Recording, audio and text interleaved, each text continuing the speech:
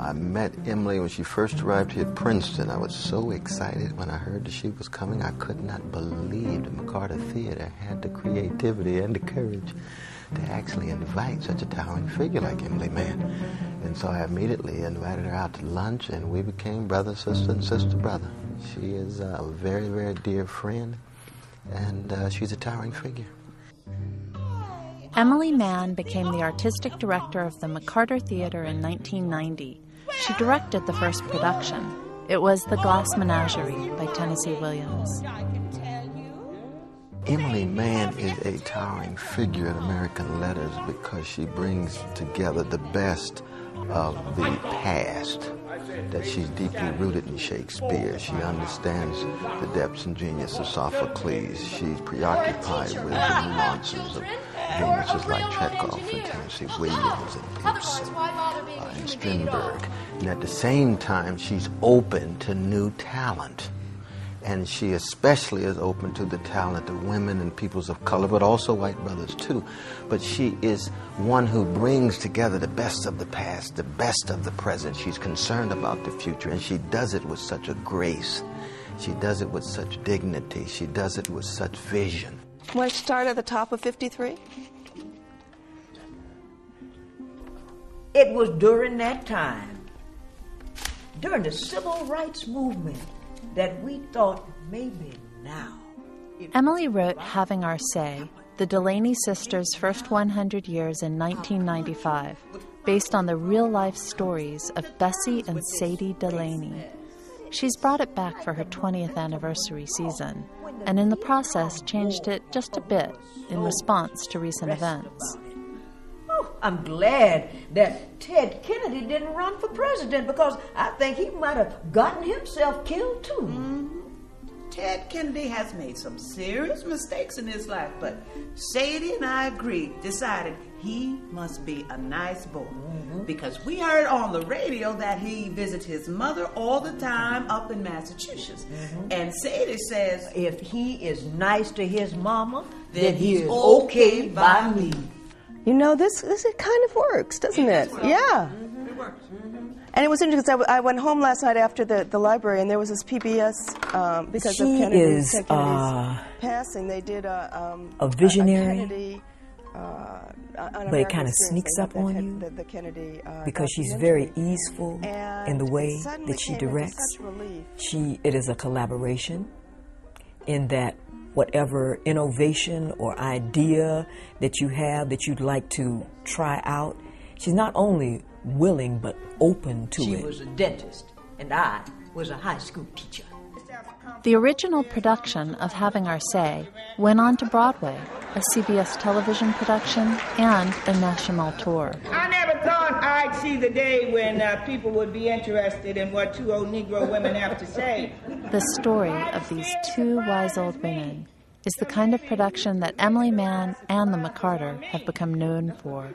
Interestingly enough, I hadn't noticed I was doing that because I think that as a producer, you have to work on a gut level. It's one of the reasons I took the job. I was sick and tired of trying to get past questions of gender and questions of race. I remember going to Everyone in New York with Betsy Brown, and Entozaki and Baikita and I would go from one place to another like beggars saying, can you please understand this? Well, a lot of the white men were there, and they were separated from her story not only by race but by gender. This was a little girl's coming of age, a black girl's coming of age, and they had no way to enter it. So when I was at McCarter, I realized that it seemed to turn out, as I was told, that most of the plays have to do with either plays by or about women or people of color. Now, I hadn't noticed the pattern until somebody told me, but that makes sense because you produce what you have to produce, what's inside you. Emily grew up feeling part of two families, with two dads, her own father and his best friend, the preeminent African-American historian John Hope Franklin. And this is during the 60s. I mean, I had that rare and extraordinary gift of being a daughter. I mean, John Hope called me his daughter. That's incredible. And to be with two great American historians, my father and John Hope, every week, if not twice a week, the families had dinner together. We went through the murder of Martin Luther King together. We were there together with each other that night. We were there when the Black Panther party head in Chicago, Freddie Hampton, was murdered. We were together when RFK was killed. We were together, you name it. We went through it together, and we sat and we talked about it. And these are two astounding intellects that I had no idea. They were just my dads. I just was there, and I was brought up to think about a lot of things deeply and talk about them. Emily was asked to speak at John Hope Franklin's memorial service. The event that most formed me politically and personally, and also artistically, I'm a playwright, was my father marched with John Hope in 1965 from Selma to Montgomery with Martin Luther King. The photo that ran the New York Times, you may have noticed there was a man there with an umbrella and U.S. historians stuck on the top a handmade sign. That was my daddy. John Hope called my father and asked him to room with him the night before and then march with him on the days. I remember as a little girl, and I was very scared, watching my father's flight take off for Selma. And I asked my mother, why would Daddy risk his life and leave us? And my mother just looked at me and she said, we're family. John Hope would do the same for us. And that answer actually formed, I think, who I am. Emily Mann is unique among white sisters and white artists because she's immersed in a black family, so that her sensitivity to black life and black struggles was not that of a spectator, but rather one immersed as a participant, so that she's able to revel in black humanity without the burden of white liberal guilt. That's very rare in American life. To have found that this country, to me, was as segregated as South Africa was a mind-blowing experience as an adult. I didn't think I would have to live that way. So in my work, of course, that's all reflected. That's who I am. But I would say that's another thing I shared with Athol, in that we were both not black, and yet we both wrote about the experience of race in his country and the experience of race in my country. We both lived it in our own particular ways. His was very different from mine. I'm telling you, I want to sing, so sing. Nobody's stopping you. Ethel Fugard is just one of the eminent playwrights attracted to Princeton because of Emily Mann. Nilo Cruz did rewrites of Anna in the Tropics at the McCarter. It went on to win a Pulitzer. Christopher Durang's comedy of the afterlife, Miss Witherspoon, also premiered at the McCarter. You know, I'm a Christian. I wasn't expecting some sort of Eastern religion person to greet me up here. Actually, I have a long history with her. She and I went to college together. I'm a bit older than she, but her freshman year was my senior year, and we both applied and got into a rather difficult to get into playwriting class. So my recollection of her is very strong. I've told her this, but she was a very lovely, intense young woman, and she brought in this play one day that she'd just written overnight, and the teacher could tell how full of energy and playwriting excitement she was, and so he sort of said, well, let's read Emily's play today, and actually she read it aloud. Emily came to the McCarter already known for her theater of testimony, and she's continued to write politically and socially charged plays. Among them, Greensboro, a Requiem, about the 1979 Klan-related murders. Europeans' Christian value system, Western European value system, has been the bedrock of this country, and if that erodes, I think the foundations of our country will erode.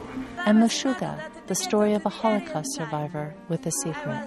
Already 15. It was 1940. Now, there's something very idealistic about her. I just remember her in that class, which only had 15 students in it, and just thinking she was this shining sort of person. And I still think that about her. Why I like working with Emily is that she and I are both in the same racket. We're both writers, and we're both directors. So we understand how theater functions best. And we've worked together a lot, and I love working with her because she respects the play. And she makes it perfectly clear that she wants to take what it is about and translate it from the page to the stage. And she accomplishes this. Because playwrights know something about theater that nobody else does. I can't tell you what that thing is, but there's something that we know about when theater is right and when theater is wrong. And Emily understands this, being a playwright. We are not only, because I'm a writer, able to attract the giants of the profession who are my colleagues like Edward Albee and John Guare and Ethel Fugard, but we're also able to attract the young writers coming up because they know that they will be able to do their best work here. I am also someone who's a product of the Guthrie Theatre in Minneapolis. I was an intern, or in those days we were called apprentices. I was an apprentice or fellow at the Guthrie Theatre as a director. And so I learned classic theater, and I love classical theater. So we like to put essential and new productions of the great classic works on the stage, butted up right up against the new work, because each feeds the other. We're never going to pick a classic play because it's a title to slot into a season. We're going to choose a play because there's an artist behind it who has something that they want to say. In the case of the Mauryville plays that Stephen Wadsworth adapted, he was very interested in kind of dissecting what was happening in the culture at that time, understanding the relationship between the servant culture and the aristocratic culture. There's a dialogue that happens throughout a season, or from season to season, when the plays start to talk to each other.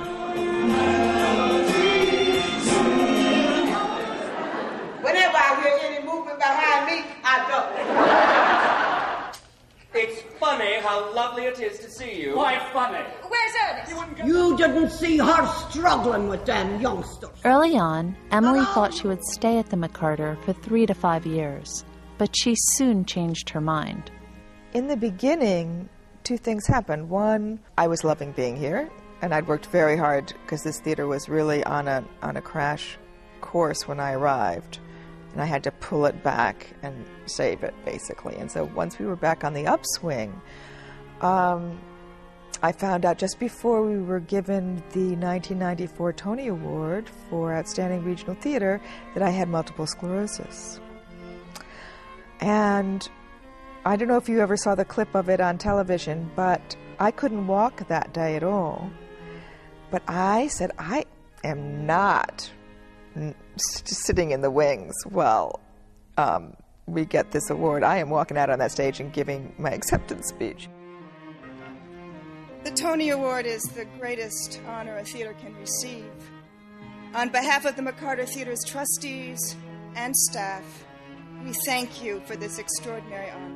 I thought when I was diagnosed that I should tell the board that I would understand if they wanted me to step down, because it's a great theater and I didn't want them to feel they were saddled with an invalid. And the response was, are you kidding? You just tell us what you need and we're here for you. So, I mean, you don't leave this easily. And then, in 2003, a second, more intimate theater was added to the McCarter. So between those two things, and the theater just growing and enriching, and me getting well, and finding I was even more, feeling more creative juices than I'd ever felt, I thought, there seemed to be less and less reason to be looking to leave, because every day is new.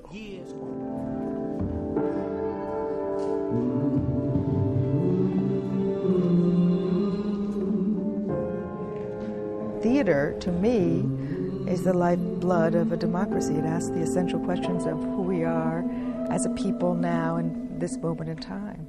You know, our audiences are complicated people, and they are reflected on this stage in different ways. And so they learn both about themselves and about other people whom they've never met, whom they don't have the opportunity to meet unless they see them on the stage. And it's live, and they have that live exchange. Tell you something else, honey. We were good citizens, right? Good Americans. We loved our country, even though it didn't always love us back. Thank you.